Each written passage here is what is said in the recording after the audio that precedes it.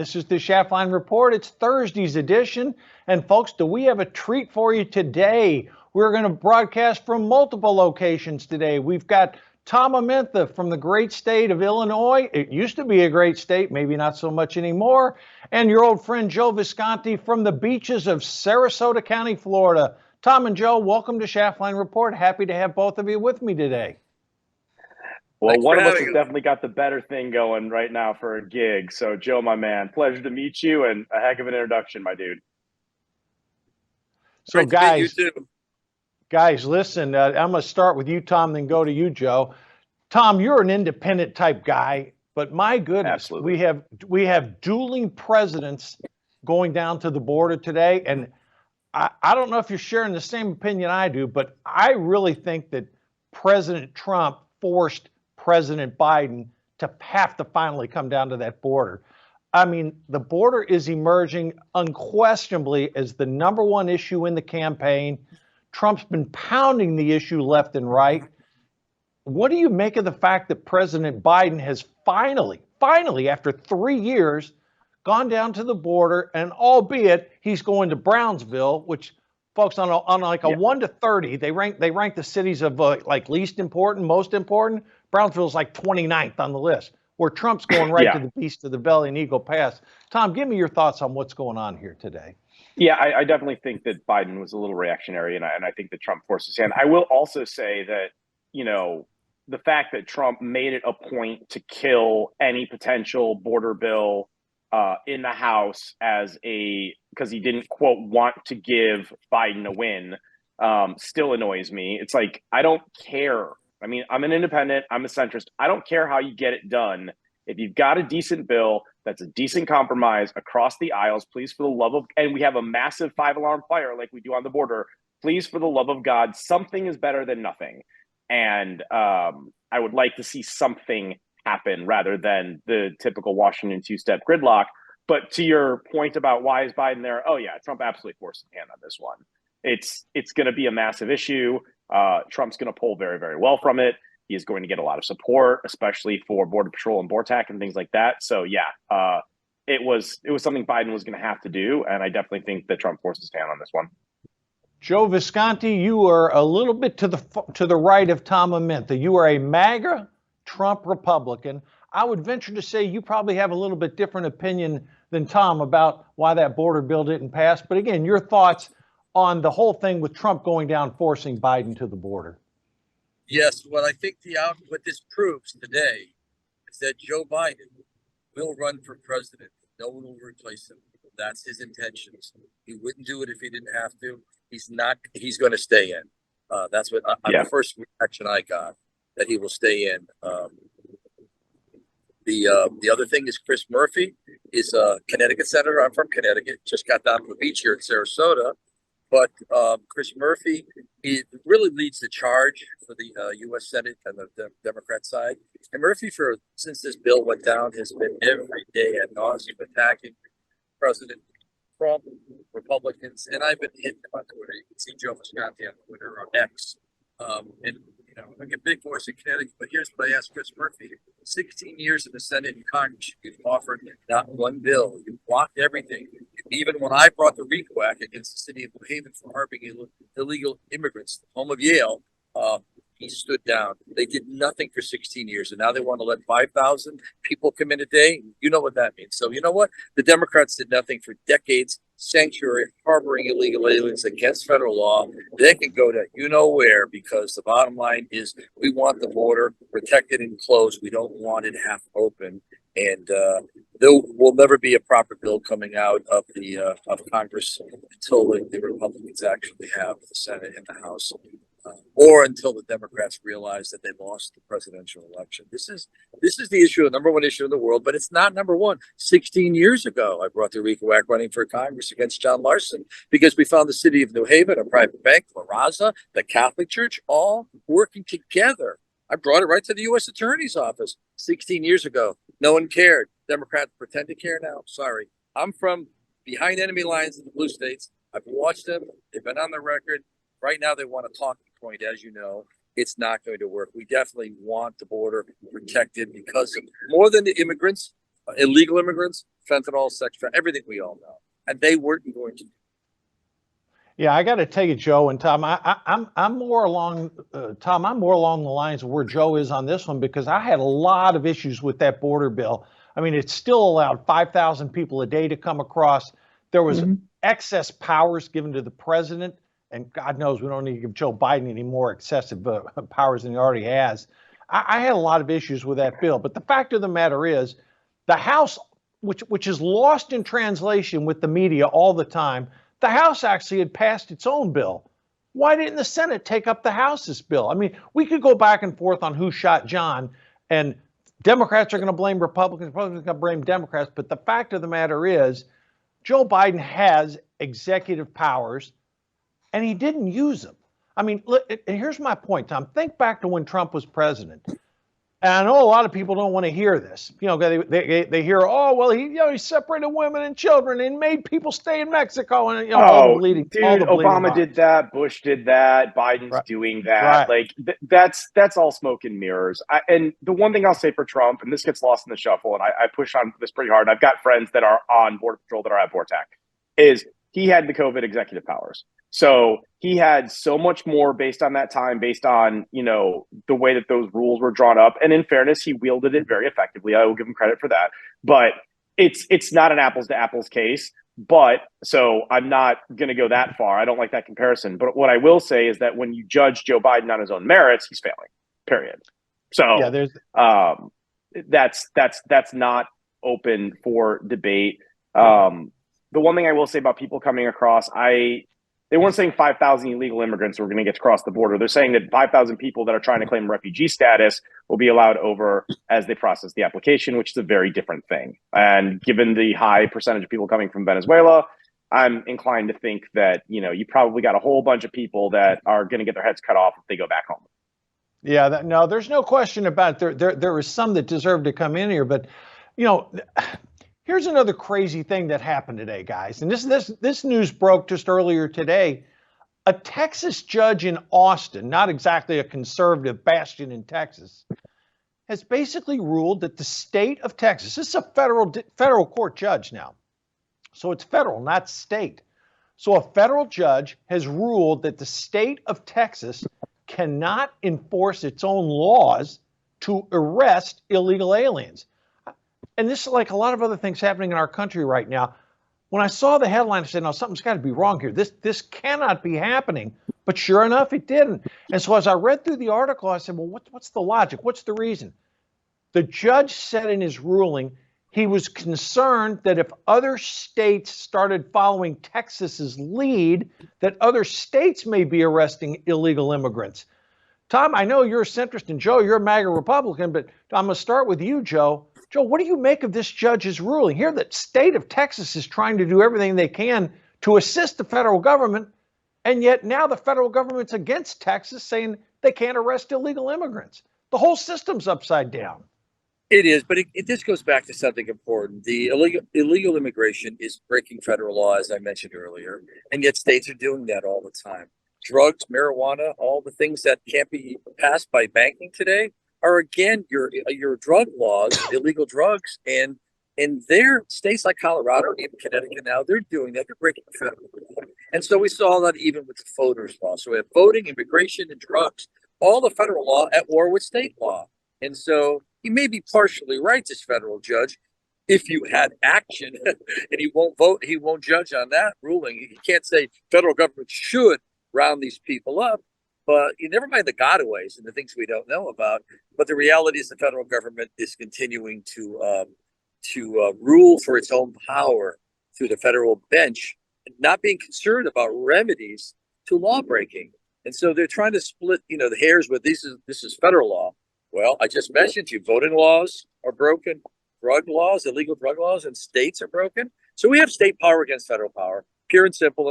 And the Supreme Court, again, is going to have to rule what? On everything? On zoning laws? We have to bring everything in America to the Supreme Court? This is where we are. It's insanity, pure and simple. Tom, what do you make of that ruling by that judge in Austin?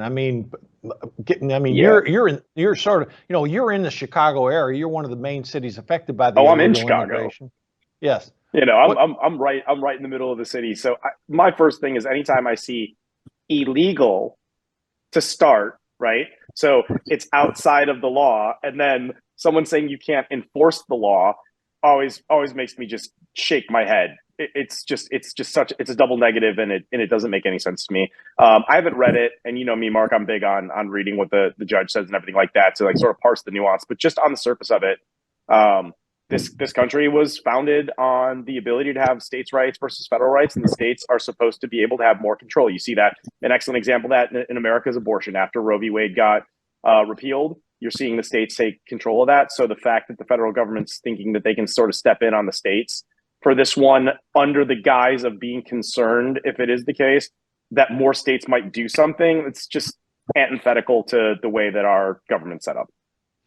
Tom, you did mention you're right in Chicago, and there are multiple blue cities. I mean, Denver, Chicago, New York, whose budgets are literally being overwhelmed by the sheer influx of, I mean, tell our viewers and listeners, Tom, you're in the city. What's it like in Chicago? And are these stories exaggerated, or is it really as bad as the media is making out to be with the problems with a massive influx of illegal aliens into your city?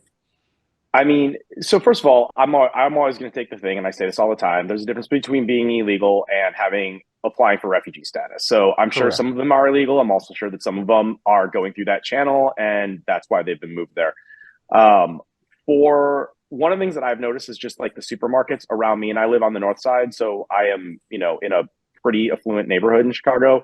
You're seeing a lot more people panhandling outside of like grocery stores and things like that. The volume of that has been steadily picking up. One of the biggest issues right now that Mayor Brandon Johnson here in Chicago is trying to deal with is he had signed an order saying that after 60 days, if you'd been in the shelters for more than 60 days, you had to leave. Well, it's winter here in Chicago. People aren't getting, housing and things like that fast enough. And so there's this huge pushback on that.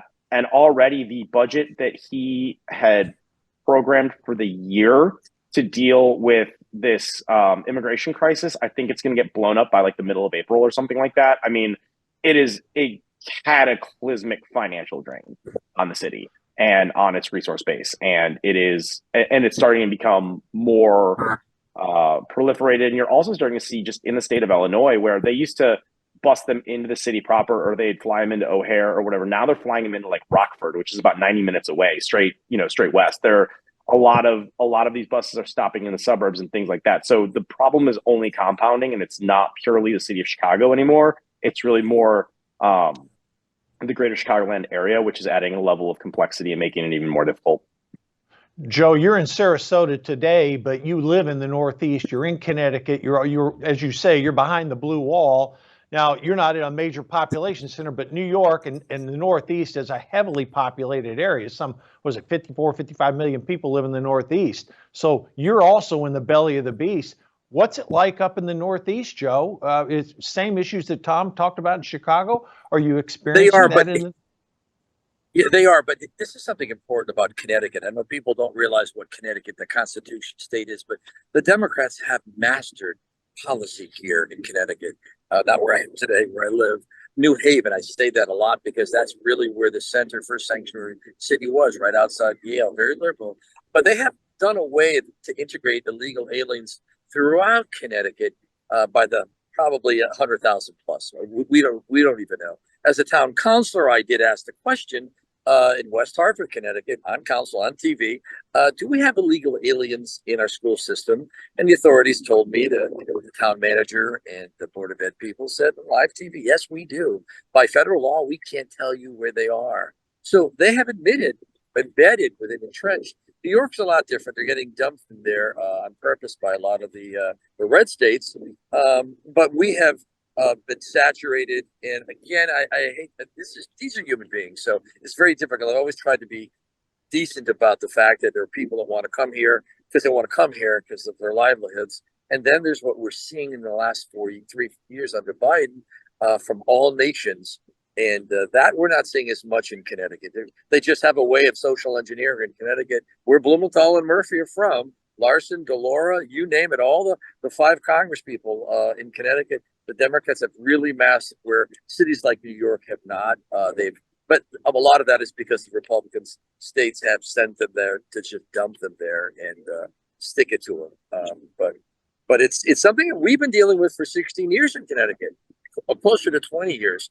And now it's just blossoming into this insane cactus, or whatever you want to call, political cactus, pricking everybody because they're coming from all over the world. We don't know who they are. We're invaded, and it's not conspiracy theorists to think something could come down in the future with too many people. We don't know where they are, and beyond all the demographic changes and the social net being broken, basically, this is a catastrophe and a humanitarian crisis, and Biden had to go. But again, I'll just want to close on this statement that Biden is telling us he's going to run for president.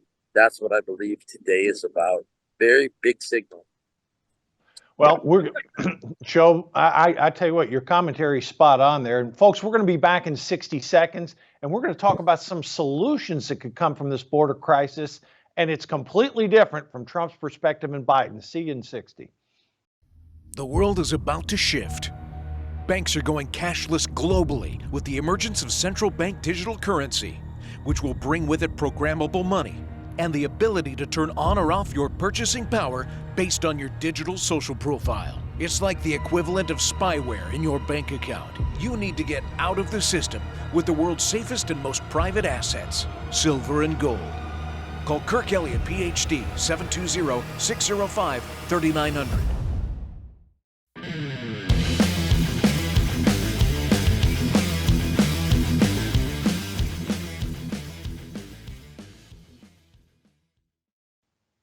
And we're back, folks. So let's talk. We've talked about all the problems that the border crisis is, and the Border Patrol itself has called it cataclysmic. I mean, and when the Border Patrol is giving you that type of description, you know it's bad. And as both Joe and Tom mentioned, and we're going to come back to them in a minute, this is the #1 issue in this presidential election. There's not even a close second, folks. It is on everybody's mind. It's on every cable, every streaming, every podcast. Everybody's talking about it, and for good reason, because the country is changing. So let's talk about some of the solutions. Tom, you know, President Trump has talked about when he is elected, he's going to deport massive amounts of illegal immigrants. Now, I know that sounds good, but I also know this country has a lot of liberal judges, and it's got conservative judges too, but there's a lot of liberal judges out there. Is Trump's solution about mass deportations a practical solution, or is it political rhetoric? I mean, and if you disagree with Trump, what do you think the best solution would be? Because we have to get this immigration thing, this illegal immigration thing under control, because it is literally splitting the country. Yeah, so deportation has to be one of the tools in the arsenal. Okay, like you can't, there are people that are here now that shouldn't be here, period. They're bad actors, they're in bad faith. My concern, given the last administration, is where he draws the line between refugee status and Biden did. I'm a centrist, so I find myself somewhere in the middle of those two definitions. That's one of those concerns. I don't want to see everyone who crossed the border just instantly get yanked back, especially when some of these people have very real challenges they're trying to leave. And again, Mark, you know that I was one of the veterans that was trying to get people out of Afghanistan, and I've seen a lot of very worthy men and women who did so much for this country get caught in a bureaucratic hell to prove, you know, that status. So I get a little sensitive. I know that's not quite apples to apples, but it does inform my experience here a little bit. So one, it's some of that has got to happen. It's how is he going to do it? How is he going to use the Department of Homeland Security? How is he going to use ICE? I think that we have got to put more pressure on Mexico and a lot of the Central American states and be like, okay, guys, we get it. You know, you want to get people out. You've got problems, everything like that, but we can't take it anymore. I feel like the Biden administration is failing on some of that diplomacy. I think that's got to be another pillar of it, and that's something that, when it comes to saber rattling, Trump does pretty well. I think those are the two places to start. I think that we need some legislation that is actually forward thinking enough to see the benefits of immigration. We are a nation of immigrants, but also is still firm and secure enough to reduce some of the things that Joe had mentioned earlier. Because, with a border this porous and this open, there are more concerns than just the people and other things coming in, and we've got to solve for that. So I definitely think it's got to be one of the tools, but it can only be one of the tools in the tool chest. It can't be the only one. It's a start at least, and I think President Trump's position on it is such a contrast to President Biden, and we're going to talk about polling in a minute, but the way the polling's looking, I mean, this seems to me to be the issue that's propelling Trump to these leads. Joe, you don't hear Trump talk as much about, quote, building a wall again. What do you think? And again, you're very close to the Trump campaign. What do you think the campaign is thinking about solutions? Because President Biden, again, he's our president, and it's so disappointing. You see him down there, and he just says, well, if Congress will pass laws. I mean, the American people are not that stupid. They know the president has authority to act. Joe, he's not acting, and yet Trump is. What else can Trump do besides emphasizing the deportation piece? And what should Joe Biden be doing when he's down there? Well, it's very interesting. I've studied this a lot over the years, being elected, not being elected, running for office. And I found that the rudimentary reasons that illegal immigrants are here, besides their own need, is that just some of the reasons are Democrats think they're going to get more voters. Republicans think they're going to get cheap labor. Teachers unions know that the schools are empty and they'll have children. You're looking at also the fact that the unions aren't accepting them when they come here. So why are they here?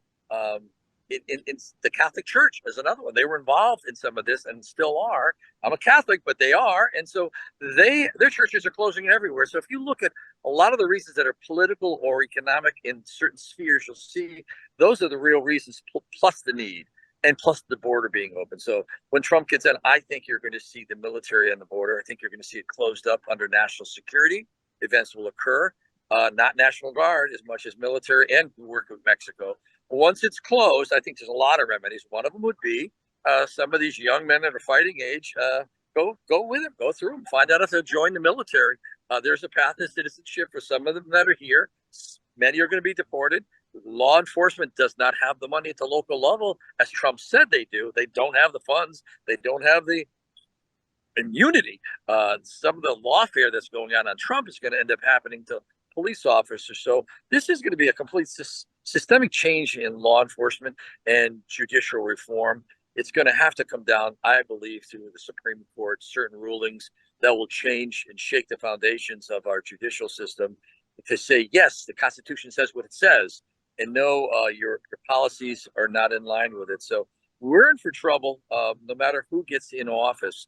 If Trump doesn't, he uses a heavier hand, there's going to be riots everywhere. If Biden continues to get in, then you're going to just see anarchy and a collapse. So right now, my suggestion would be for the Trump campaign, and I send him things, it would be to really start looking at almost like tort reform, look at the judicial system to educate the public on what the federal laws are, what the state laws are. Because an informed voter is the best thing that Trump can do right now, especially since he's, like me, a little bit over the top and charismatic and not as much into the weeds.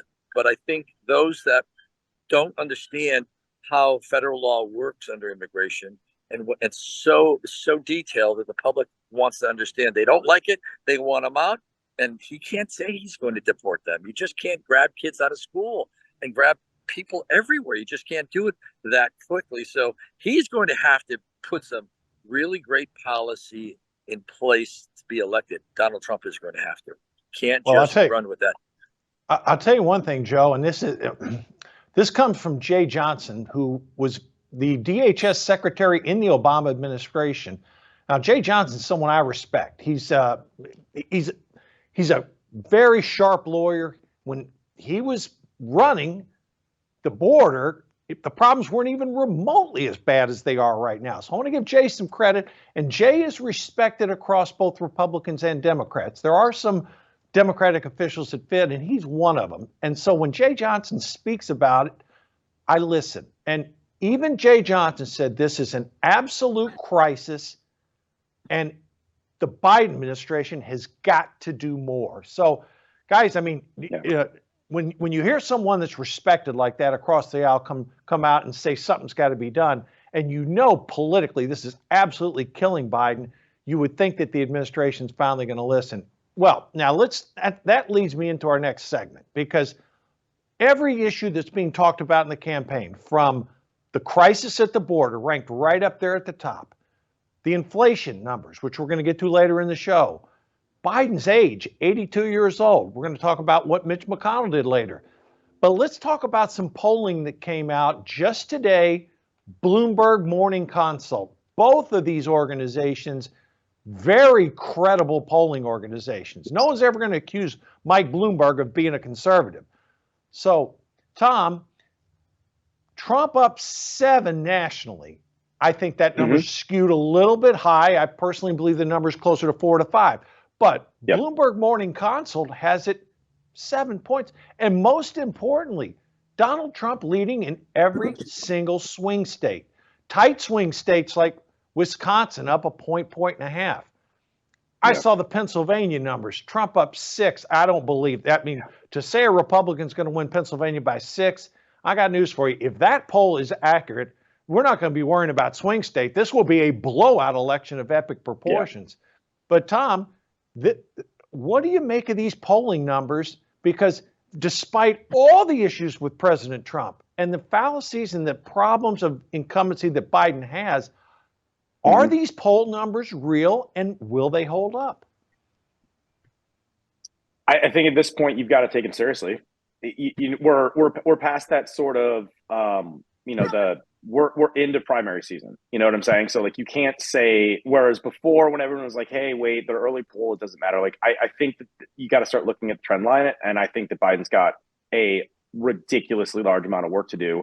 And I'll stop short of saying he's in trouble yet, but he's definitely better get on it, and he better get there quickly if he wants to even have a chance. The swing states are what's going to matter. I don't care this year more so than ever. I could care less about the national number. I don't care anymore. Like I'm looking at those 7 swing states because that's what I really think is going to decide this. And one of those, Michigan, Biden had to deal with a 13% uncommitted as a protest vote in this last primary. That is a problem. That is a 5-alarm fire problem for him. And that's not polling. That's actual the voice of the people. So yeah, I think that you got to start taking this seriously, especially if you're him and you're his campaign. And you got to start paying attention to it. Joe, the Emerson polling group, which is another very well-respected outfit, teamed up with The Hill, a website organization focuses on politics. Their numbers almost mirror the Bloomberg Morning Consult numbers. Again, folks, these are credible polling companies. This is not some guy out of his garage. I mean, these are national, credible polling that spend millions of dollars collecting this data. And Joe, the information being shown in this poll with Emerson almost mirrors the Bloomberg situation. As Tom just mentioned, Biden is bleeding Muslim voters in Michigan. He's bleeding African-American voters. I'm seeing numbers saying 22 to 25% of African-Americans are going to vote for President Trump. Joe, you're in Florida. Florida used to be a purple state. It's not anymore, despite all the people from the Northeast moving down. But you're behind the blue wall up in Connecticut. What are you seeing and with voters in Florida and in Connecticut? And are these polling numbers real in your mind? They are real. It's coming from the African-American vote. They're ashamed and embarrassed of Biden. They're not going to stand with him. You won't get Philadelphia to come out. You won't get Pittsburgh to come out. You're not going to get Detroit. You're not going to get Milwaukee. You're not going to get your stronghold blue African-American centers coming out to vote. Even if there's mail-in voting, it's not going to happen. Robert Kennedy is going to be a factor, not with that demographic, but he will be a factor on some of the liberals that are going to abandon Biden, realizing he can't win and just want to vote for something. But the Jewish New Yorkers, New York Post last week, we talked about it, 53%. Are you kidding me? New York American Jews are voting for Trump.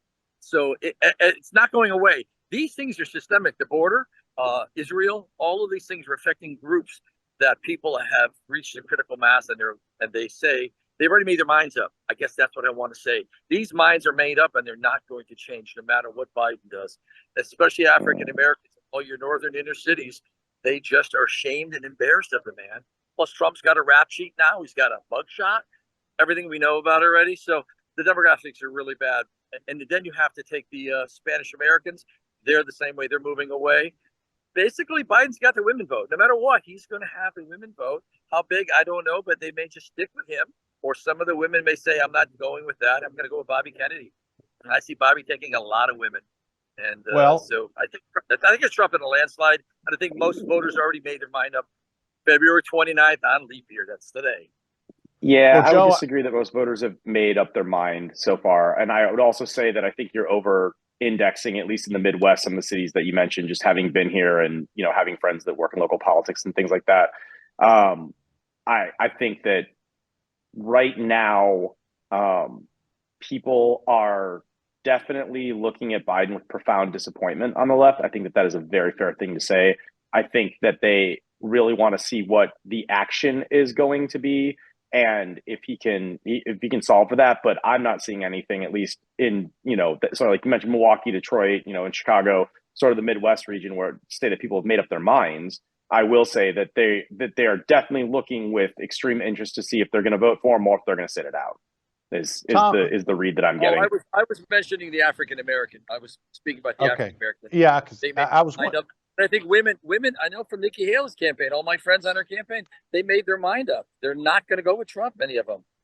So let me ask both of you guys this question, okay? Because Tom, you mentioned Robert Kennedy, and Tom, you and I have talked about this over the past few months, and Joe, as you and I have too, the Kennedy effect on this race.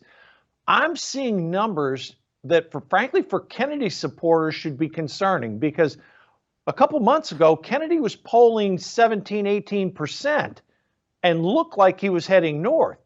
Both in the recent morning consult, Bloomberg, Emerson polling data, Kennedy's slipping below 10%. He's now in that 7 to 10% range. And I know, again, I'm going to start with you, Tom, but I know, Tom, you're disappointed in the choices, Biden and Trump, as are millions of Americans. I mean, let's not sugarcoat it. There's a large segment of the population that doesn't want either one of these guys to be president. But living in the reality world that we are, it is what it is right now. Kennedy was polling 17, 18%. Now he's 7 to 10%. Cornel West and Jill Stein were polling at 2%. Now they're at 1%. I submit this to both of you, and this is my theory on this. In Michigan, Biden did have that negative vote on non-committal. What was the final tally on there? It was like 12, 13% approximately. 13 was the number. That's right.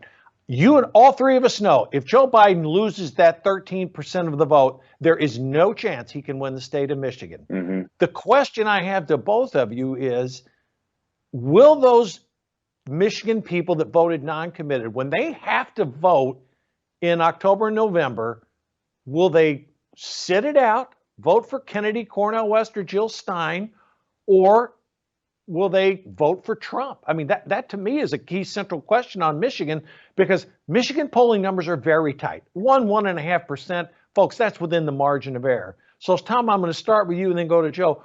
Will those numbers change in Michigan? So I think that as much as that protest vote, you had a very specific demographic that is incredibly scared of Trump, and that is the Arab Muslim American community, and that's where a lot of that protest came from. So I think that ultimately they're going to hold their nose and go Biden. For the most part, I just think they wanted to let him know that they were upset. Kennedy we've talked about this. Kennedy's always sort of had the Joe Rogan crowd, for lack of a better term, and that crowd can get, ADD distracted. And I think that you're seeing a little bit of that. Kennedy hasn't been able to sort of keep feeding that content machine. And I think that's part of the reason that he's getting lost in the shuffle there. Although I do think he's going to be a factor in it. But as to Michigan, no, I think that Biden's in real trouble, because even if he does get that Arab American Muslim vote in Michigan, which I think he will, I think a lot of the sort of the periphery around that vote that was also contributing to that protest vote, I think that's the 2 to 3 percentage points that he's going to need to pull it out. And I think they probably will sit it out on him. or their prime Cornel West or Jill Stein voter demos. And when you're talking about potentially 25, 30,000 votes, oh yeah, he's going to lose them. And I think that's a huge problem for him. Joe, is the Jill Stein Cornel West issue in Michigan? I mean, I remember back in the 2016 election, Trump won Michigan by, what was it, like 28, 30,000 votes, and Jill Stein got 30,000 votes. So, I mean, Joe, is that problem, is it going to get better or worse for Joe Biden in the state of Michigan?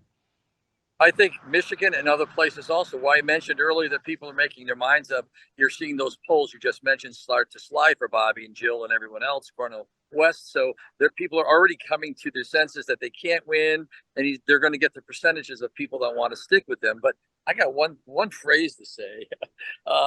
Detroit, Motown. I mean, auto workers. Come on. And you couple that with what's happening in the African American community being embarrassed of Trump. They're not going to say it. You may not hear it in the poll, but I think it's over for Biden in Michigan, and that's how we got Hillary. A different method, but he got Hillary that way. So Pennsylvania is the one I'm looking at. It's 20 electoral college, and I think that's where we have to work and really put our boots on the ground in suburbia and rural areas of Pennsylvania to turn out the vote. I'm pushing the campaign to put as many MAGA voters in 3 of the swing states. I'm talking people September and October living in the states with relatives, friends, airstreams, and get out there and get out the vote for 2 months. It's the only way Trump wins. He needs boots on the ground and all the money in the world in 3 states. We shouldn't see a Trump sign in Florida whatsoever. Well, I tell you what, it's going to be fascinating to watch as these polling numbers come out as the campaign moves on. But right now, I agree with both of you guys. 85 to 90% of voters have made up their mind. And it's going to be a lot of fighting, a lot of ad dollars spent over that 10, 15%. We'll be back in 60 seconds. We're going to talk about the lawfare going on against Trump, dig into those economic numbers. We'll see you in 1 minute. We've learned through the pandemic we can never be caught unprepared again. And so many Americans, when COVID hit, they had nothing in the house. Stores were shut down and doctors' offices were shut down. And even if doctors prescribed drugs, hydroxychloroquine, ivermectin, pharmacists wouldn't fill the prescriptions. That was a nightmare. Now the situation is much worse. We have these horrible supply chain problems. In our emergency medical kit at the Wellness Company, we have 8 prescription drugs that are all potentially life-saving. Most people who died with COVID, they died in the hospital because they didn't receive early treatment. Every American family should have one of these.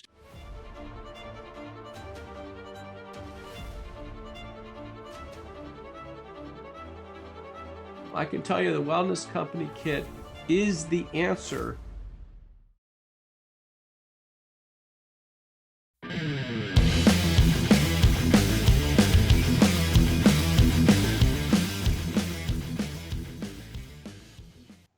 And we're back, folks.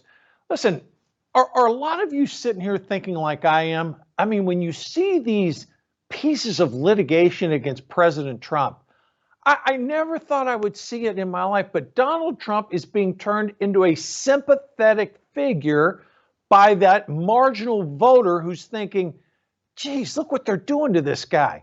I mean, if I start with the New York case, no bank, no insurance company, they didn't lose a penny, nothing. And yet Trump gets hit by a $350 million judgment. I mean, it would have been one thing if the judge would have said, hey, it's a $5 million judgment or $1 million or something that the rest of us would freak out about, but that would be a nominal number for Trump. But no, $350 million is an astronomical number. Folks, the interest alone per day on that's over $100,000 a day. That strikes people as just, it's not right. Then you had the thing with, what's her name, the woman who they accused Trump of defaming. She got money. So, I mean, Trump's sitting here and people are saying, God, this just doesn't sound right. But then the Supreme Court on Trump's argument that the president shouldn't be charged with a crime while in office. All right, Tom, I'm going to start with you on this one. The Supreme Court did give him a lifeline. What are your thoughts on that? Because a lot of people, there's no Democrats say he's guilty, Republicans say he's innocent, and independents are saying, let's see the trial. You're an independent, Tom. Where are you coming down on this one? So first of all, I want to go back to the E. Jean Carroll thing. He got an $83 million judgment against him because he couldn't keep his mouth shut. Like, period. There's, Mark, you and I generally find some common ground. No, he couldn't keep his mouth shut. He was a moron and he got hammered. Was it a little heavy? Maybe. But I'm really kind of sick of that one. Like, no, if he had not said what he had said, he just zipped it, he wouldn't have gone back to court on that one. He was found guilty of the crime, then he wouldn't shut up. So he take the L there, my man, and just move on if you're Trump, in my opinion.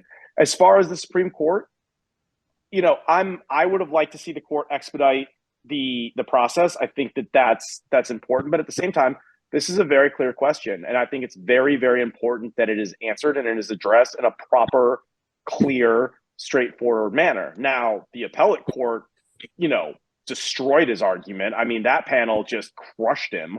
But ultimately, the Supreme Court is the Supreme Court for a reason. So, yeah, I'm fine with it being there. I wish it would go faster. I want to see, one of the largest other things that people say constantly in the polling is that if Trump is convicted, that could change how they vote.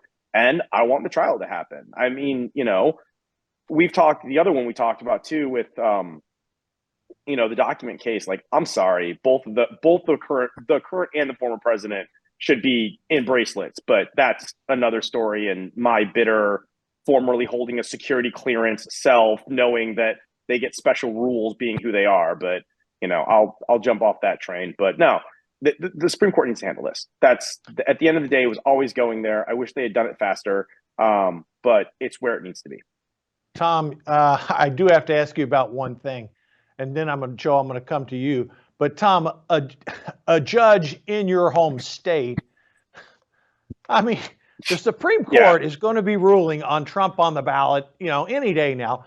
What is this judge doing? Is he grandstanding? I mean, give me the logic about how a judge in the state of Illinois, knowing that the Supreme Court has already heard arguments on this case, comes out and now he says Trump's not off the ballot in Illinois. I mean, come on. It's stupid pills, man. It's the dumbest, most performative, look at me, I want some social media attention thing that I've seen in a state that loves that, by the way, in its politics in quite some time.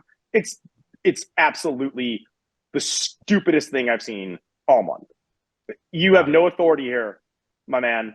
But the Supreme Court's already decided. They've heard it. They're going to make a ruling. So just go sit down in the corner and keep quiet and let the adults handle it, because this doesn't mean anything. It's just performative nonsense. And I'm frankly a little embarrassed for the state of Illinois.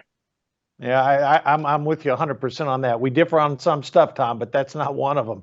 Joe, you and I have talked extensively about Trump's legal issues. You've had really some firsthand knowledge. You've been involved with the campaign. You've been up in New Hampshire. You've seen what the reaction is. You were in politics yourself at one point. Joe, what is your opinion on these multiple judgments, these court cases, the lawfare? Am I off base saying Trump is becoming a sympathetic figure? Well, I think, first of all, with the $83 million, one of the reasons Trump couldn't keep his mouth shut is he didn't do anything. And everyone in the world... He got convicted. Come on, man. He got convicted by the jury. I don't want to hear that one. Convicted by a jury of radical lefties in the state of New York. You can't get a fair trial in that state whatsoever if you're a Republican. That's my take on it, but he's not going to shut his mouth, and I don't believe he's going to have to pay. And I think the Supreme Court, as far as him being on the ballot, that's already done. This is the lawfare I was speaking about that I'm concerned about. The most important thing we all have to be concerned about is what the heck are we going to do about crazy judges, whether you like them on the left or right? When are people going to be able to trust your judicial system and know they can get a fair shake? As if they can't.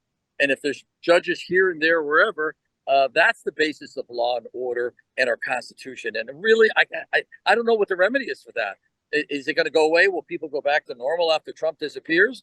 Or are we going to have a country that continues to between jurors and judges, do what they want whenever they want? It's not healthy for the country. It's not healthy for kids growing up. Not helpful for people going, hey, I might as well commit crimes. Nothing's going to happen. They'll just release me on the streets. I'm illegal. I'll flip a bird to the New York police. So we have all of that. That's the heart of our problems in America, is that we need to know we can turn And like Solomon, turn to the judicial system and get a fair shake. I really think, I don't know the answers, but I know that is really, people would like to say that, but they don't know what to say.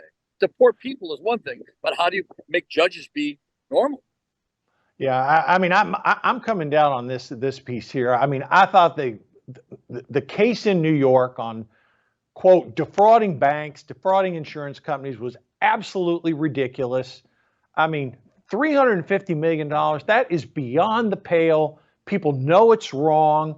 You know, look, Donald Trump is a billionaire, but coming up with that type of cash, I don't care how rich you are, that is a difficult situation. So I just think what's happening is this lawfare against him. And again, people on the left think he's guilty of everything. People on the right think he's guilty of nothing. The courts will end up having their say on it. But I got to believe, and I've seen some of these polling numbers that say certain segment of people will change their votes. I don't know if I really believe that or not. I think this, as things move along and people look at the issues that they really care about, the border, inflation, Joe Biden's age. Yes, women are going to care about the abortion issue, and Republicans better have an answer for that, or they're going to get their ass kicked in some states. But those issues there, those are the things that are going to decide. I don't think a large group of people are sitting there thinking, well, you know, I'm for Trump, but if he gets convicted, then I'm going to vote for Biden. I have my doubts about that. But we'll be back in 60 seconds. We're going to close it out. We're going to talk about what's happening in Israel today, and we'll give you some economic updates. Neither one of those are good stories, folks. See you in a minute. Joining me at the news desk now is Rebecca Walzer of WalzerWealth.com. She has been a regular guest on my TV show, Brennan House Live, for a long time. She's not just an economics expert, but she's an attorney. Rebecca, you have a large firm. How many people work for your firm? Just about 30, yes. 30. And yes. Tell me, how can people prepare for what's coming with the end of the dollar as we know it? The end of the fiat system as we know it globally. We are moving to hard asset-backed currencies again. Thank the Lord, because fiat is where we get into all the problems. When you have debt-based currency, you have debt-based problems. And the United States, unfortunately, since 2020 has not stopped spending at pandemic levels. This is systemic, and it is unsustainable, and it is coming to an end, especially with the addition of Saudi Arabia and the UAE to the BRICS nations. This is what controls our petrodollar. This is the threat immediately in 2024. For more information, WalzerWealth.com. WalzerWealth.com. She is not your traditional financial planner. Find out why at WalzerWealth.com. And we're back. Listen, we had a horrific situation happen in Gaza today, and it was quite predictable. You know, depending upon which side of the Israeli situation you're on, shockingly, 42% of Americans may be on the Palestinian side. But we had an issue today where not lethal weapons were fired. It set off a mass hysterical stampede. There were food trucks in Gaza handing out food and drinks, and it turned into mayhem. Over 100 people lost their life. And just like the sun rises in the morning and sets in the evening, at least that hasn't changed. The left-wing media blamed Israel. The conservative side of the ledger did not blame Israel. Look, the Biden administration, with these numbers happening in Michigan and the political left breathing heat down him, it is crystal clear to me that policy towards Israel is shifting. I know Netanyahu and Biden have known each other for 40 years. Fine, well, and good. They do not see eye to eye on this. The Israelis, in my opinion, will do whatever it takes to secure their country. This has been going on countries for generations, if not millennials. They have a right to secure their country. And now the left is saying, hey, you've gone too far. Tom, you served overseas. You've seen the Middle East. You've seen Afghanistan. I mean, give me your impressions. I mean, Israel was attacked. Is it gone too far now where they're defending themselves, or do they still have a right to root out Hamas, knowing that a country cannot exist if a military organization has rockets aimed at it and they're that close together? My answer hasn't changed since the last time we talked. They have every right in the world to do it. And I've said that, and I will continue to say it, but they're doing it in a really dumb way. They're doing it in a way that is not inside the rules of the lawful warfare to try and minimize civilian casualties. Like I said before, you're dropping 2,000-pound bombs that are supposed to have at least a mile of standoff in an urban area. Okay. No, I'm sorry, that's not the right tool for this.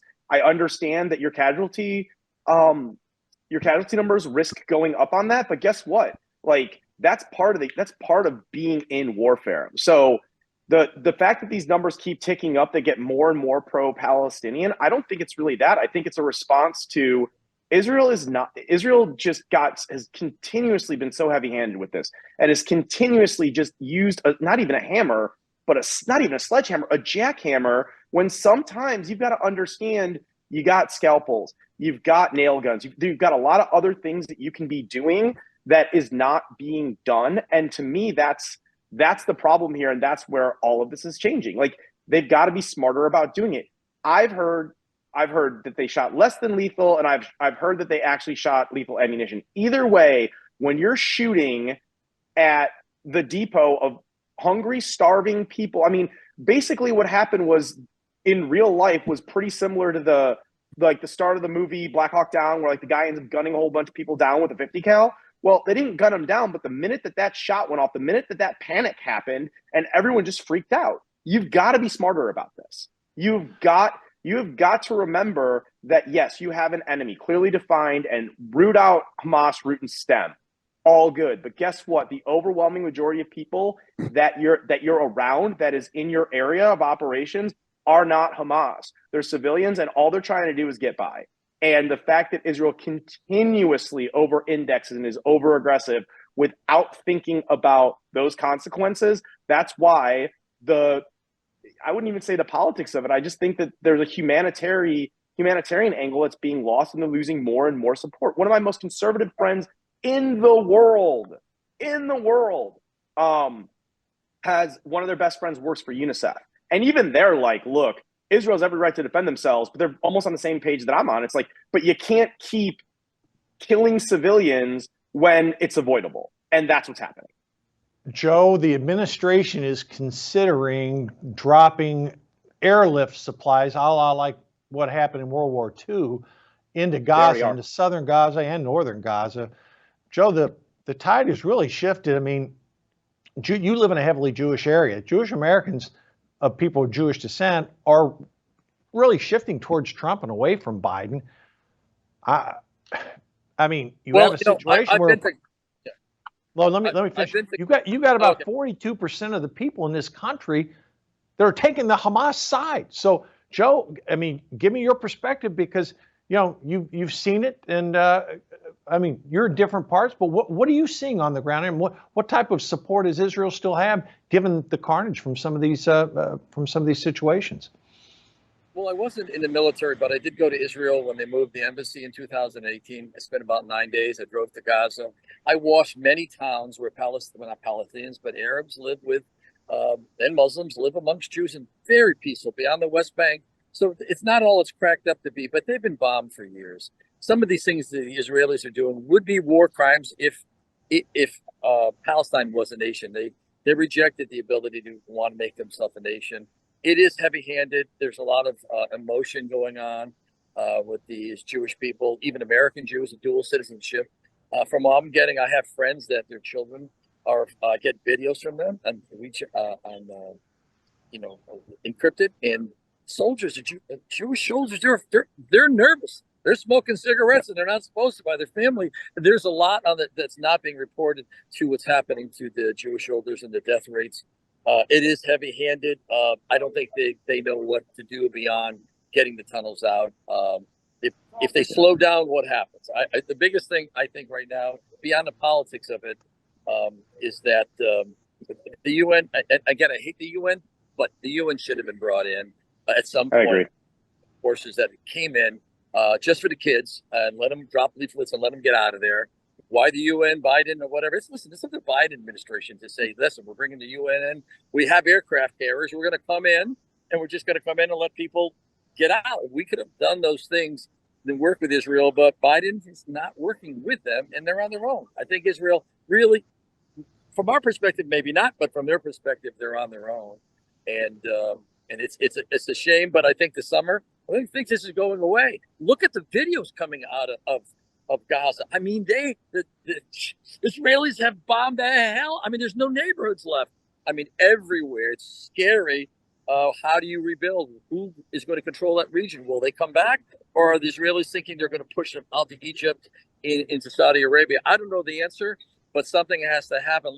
We're looking to deport people that don't belong here. Israel is looking to deport Palestinians out of that area. So if the world is a mess over here, but the UN should have been brought in. They still could be brought in. Probably now is the time for the UN to come in under the Biden administration, not a ceasefire, but just back away and get people out. But where are you going to bring them? No one has brought the solution. Where will they go? There's nowhere to live. There's no tent cities. And so none of this has been addressed. Listen, it's not a Biden thing, but it is. He's the commander in chief. Get your people and get over there. We got 2 aircraft groups over there, and we could do whatever we want to do with Israel. But we have let this thing get politicized and massacres happening on both sides of the firing line. Sorry, it's bloodshed. It shouldn't be.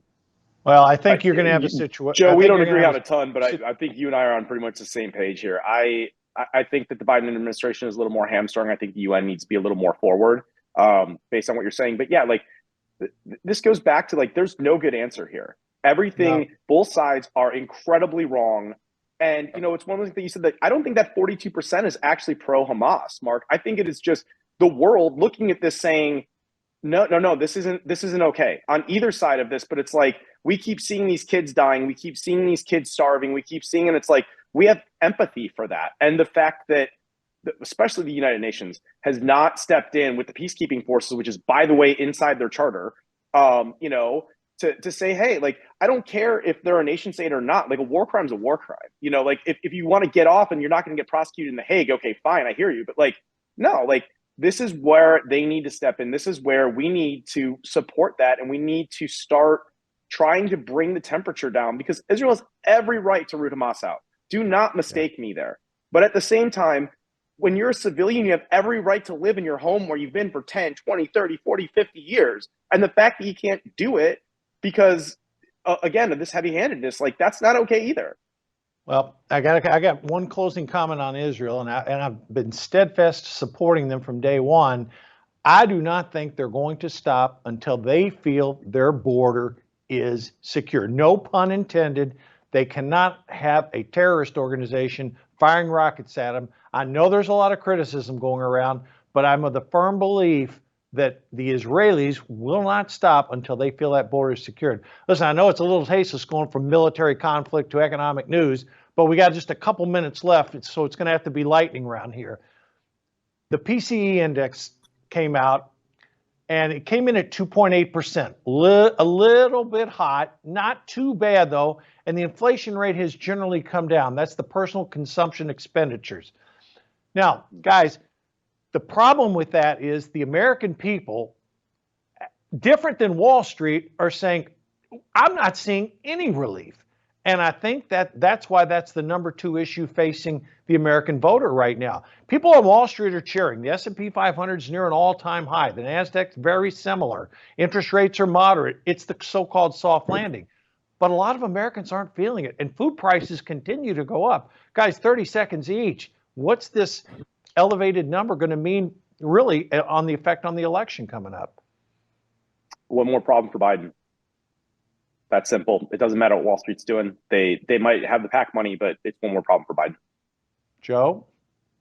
I've watched tractor trailers by the tens of thousands on my ride over 24 hours from Hartford down here to Sarasota. I did a night trip and I watched them park sleeping. This country is moving. People are buying, whether they got money or not. They're not going to stop consuming. Like it or not, good or bad, Americans are going to consume, and they're going to be angry they can't consume. Another bad thing for Biden. Well, I agree with you, and I think that's why this is the #2 issue facing the American voters out there. I mean, they're ticked off about the border. They're really ticked off that they're having to pay these high prices. And a lot of Americans think, well, when are prices going to come down? Folks, I got news for you. It's a supply-demand issue. They don't generally go down. People have to eat. They have to put gas in their cars. Cars are very expensive right now. Try going out and buying a house. That's expensive. So when you talk about food expensive, utilities expensive, insurance, cars, housing, boy, the American people are really getting hit up by the 2x4. We got about a minute left, guys. I'm going to, again, quick lightning round here. Mitch McConnell announced he's stepping down as Senate Majority Leader. the early favorite to replace him, John Thune from South Dakota. Tom, I know you're a centrist. Joe, you're a MAGA. 30 seconds each on McConnell stepping down and what it means for the Senate. Totally understand, appreciate, and respect why he's doing it. He's done it for 17 years. He's done it, for the most part, I think incredibly well and with honor. I'm a centrist. So anytime that I hear Thune or anything going even farther right or more sort of MAGA, just that worries me because I want less Matt Gaetz types having power, not more. Joe? Yeah, RFK suggested this morning that they put in Rand Paul for speaker. Of course, he's a centrist or maybe an independent. I like Marsha Blackburn. I don't know if she can do it, but I like someone like that who is a little right, but she's common sense. She's a woman. I think it'd be a great move to have a Speaker of the House be a woman if we can take the Senate. Thune, I don't like him. You may think he's right wing, but us right wingers know he plays both sides a lot, kind of like Lindsey Graham. I don't know if there's any answers there either. It's just a swamp, and we're always going to have to be living with it. Damn, I love this country, and I hate it. Well, John Cornyn might throw his name into the ring also. We'll see about that. Guys, we're out of time, but again, thank you both. Tom from Chicago, Joe from the beaches of Sarasota County. Folks, thanks for watching. Thanks for listening today. We'll be back on Saturday with a weekend special on Schaftlein Report. Patriot TV is launched. It's up, and we have some great people. Brandon House, General Flynn and crew doing a terrific, exceptional job. Catch Jason Lewis's show in the afternoon. Thanks for watching. We'll see you on Saturday.